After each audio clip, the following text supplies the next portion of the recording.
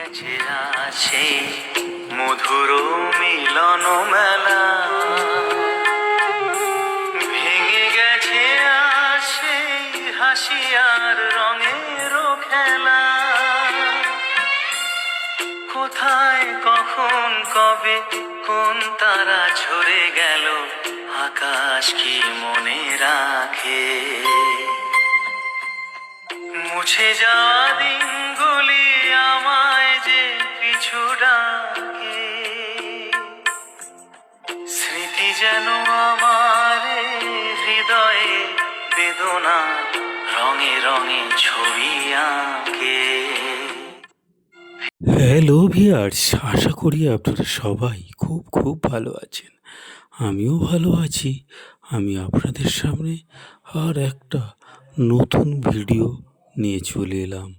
সমুদ্রের নীল জলরাশি আর বিশালতা মানুষের মন মুগ্ধ করে, যেখানে ঢেউয়ের গর্জন ও সৈকতের নির্জনতা এক অদ্ভুত শান্তির অনুভূতি দেয়। তাই আজকের চলে এলাম সেই সমুদ্রের পর্যটন কেন্দ্র থেকে শুরু করে নির্জন সৈকত, সবই প্রাকৃতিক অপরূপ এক সৌন্দর্য যা মানুষের বারবার কাছে টানে।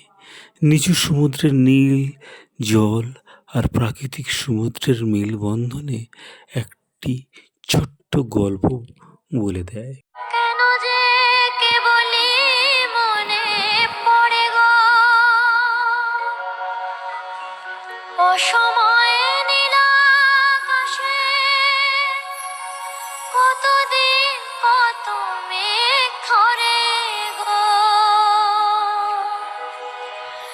যাবার বেলায় আজ কেন যে কেবলি মনে পড়ে গো অসময়ে নীল আকাশে, কতদিন কত মেঘ ধরে গো শপথের মালাতেও মাঝে মাঝে কাটা দেগে রয় তো, এ দেখাই শেষ দেখা নয় তো। সন্ধ্যা নামলে ডুবন্ত সূর্য সমুদ্রের জলকে সোনার মতো চকচকে করে তোলে।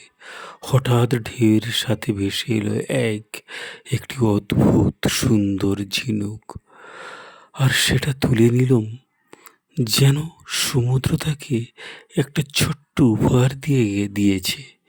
নির্জন সৈকতে দাঁড়িয়ে সে অনুভব করলাম সমুদ্র, এই নীল জল আর বাতাসের শব্দ তার মনের সব আগোছল কতগুলো শান্ত করে দিয়েছে।